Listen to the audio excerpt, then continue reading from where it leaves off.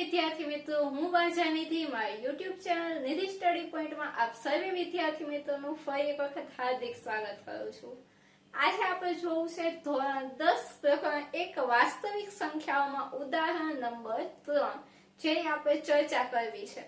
તો અગાઉના ઉદાહરણ 2 માં પણ આપણે શીખી ગયા હતા લસા અને ગુસા મેળવવાનું. આ ઉદાહરણમાં પણ આપણે શું કરવું છે તો કે ગુસા મેળવવો છે અને તેની પરથી આપણે લસા મેળવવો છે. તો આપણે શું કરશું, ગુસા પહેલા તો મેળવશું. આપણી પાસે રકમ છે 96 અને 404. આપણી પાસે રકમ 96 અને 404 એટલે કે બંને રકમ કેવી છે, થોડીક મોટી છે.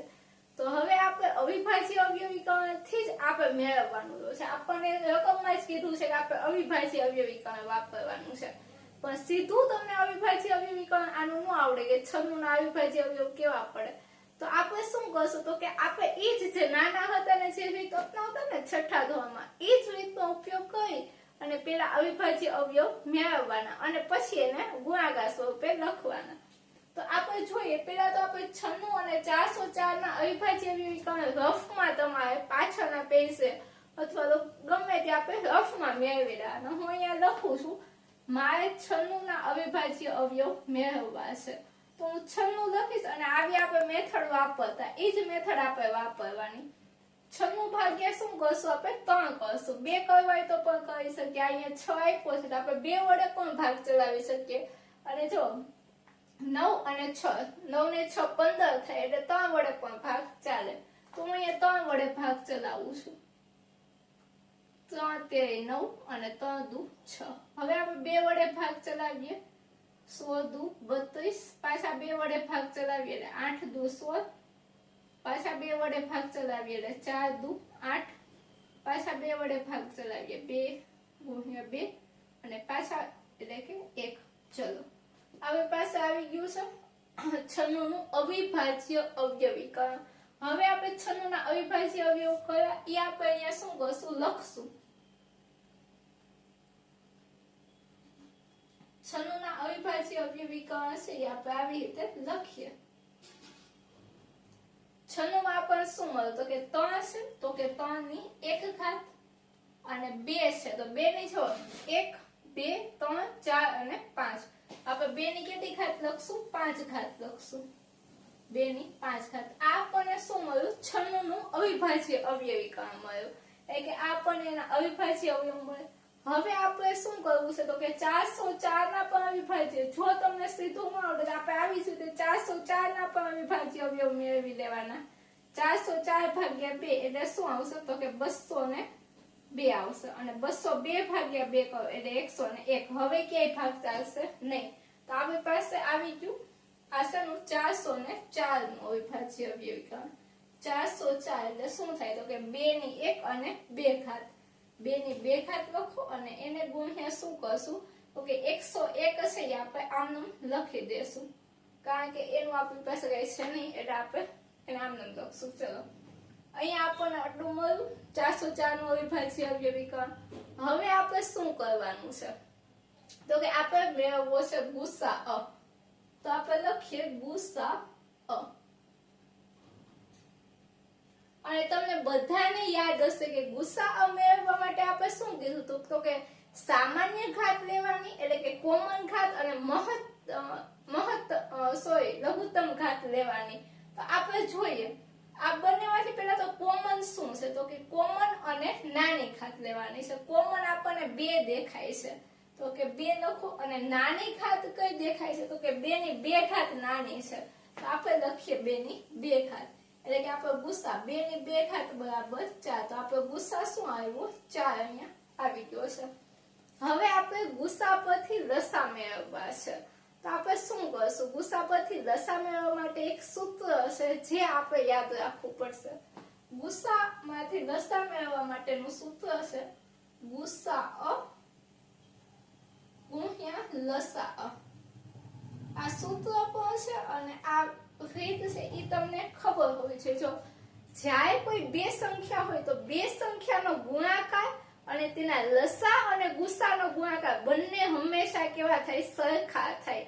આ આ વસ્તુ તમારે યાદ રાખવાની છે. જે કોઈ પણ બે સંખ્યા આપણને આપેલી હોય, 4 અને 404 અને 96 છે, તો હંમેશા 404 અને 96 નો ગુણાકાર અને તેના લસા અને ગુસાનો ગુણાકાર બંને કેવો થતો હશે? સરખો થતો હશે.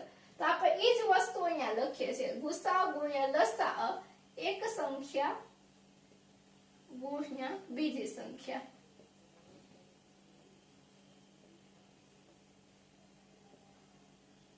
હવે જો આપણી પાસે ગુસા છે તો કે હા 4 છે, લસા આપણે શોધવો છે એટલે એને હું આમ લખી નાખું, અને એક સંખ્યા એટલે કે આપણી સંખ્યા છે 96 અને એને ગુણ્યા આપણી બીજી સંખ્યા એટલે કે 404.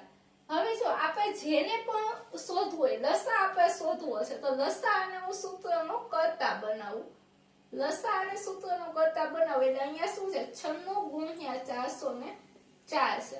અને આ 4 છે એ અહીંયા ક્યાં છે? તો કે ગુણાકાર સ્વરૂપે છે. આ બરાબરની આ બાજુ જાય તો હંમેશા શું થાય? એનો ભાગાકાર થાય.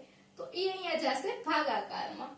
હવે આપણે છેદ ઉડાડીએ છો. 4 એકા 4, 0 નો 0 અને 4 એકા 4, તો 101 આવે. 404 ભાગ્યે તમે 4 કરશો એટલે શું આવશે? 101 આવશે. એટલે કે 96 એને ગુણ્યા 101. હવે જો 101 સાથે ગુણાકાર કરવાની પણ બહુ મસ્ત અને સહેલી એવી ટ્રીક છે.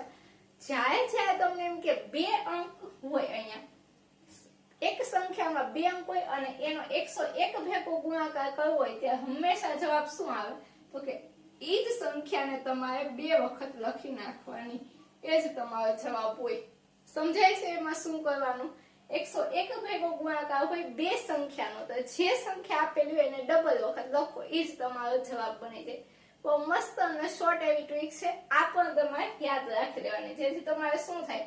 તો કે પરીક્ષામાં તમારે ગુણાકાર કરવા બેસવો ન પડે, તમે સરળતાથી જવાબ લખી શકો. ચલો, તો આ વસ્તુ તમને સમજાણી હશે. અને છેલ્લે તમે લખી શકો કે આવી રીતે, અહીંયા હું સાઈડમાં તમને લખી દઉં છું. આમ 96 અને 404, 96 અને 404 નું ગુસા કેટલો મળે છે? ગુસા બરાબર 4 અને લસા બરાબર કેટલો? તો કે 9696 મળશે. છેલ્લે આ વિધાન પણ તમારે ફરજિયાત દાખલામાં લખવું, જેથી તમારે જેટલા બી માર્ક્સમાં તમને દાખલો પૂછ્યો એને કેવા મળે? પૂરા માર્ક મળે. તો તમને આ રીત આખી સમજાઈ જશે. આ તમારું રફ વર્ક છે. આ તમારે પેપરમાં જ્યારે પણ દાખલો પૂછાય તો તેમાં દર્શાવવાનું હોતું નથી. આ તમારે શું કરવાનું છે? રફ કામમાં કરવાનું છે. તમે આટલી વિગત પેપરમાં લખશો એટલે પેપરમાં તમને આ દાખલાના જેટલા બી માર્કમાં પૂછ્યો હશે, 2 અથવા તો 3 માર્કમાં પૂછે તો 2 અથવા તો 3 માર્ક છે તમને કેવા મળશે? રોકડા મળશે.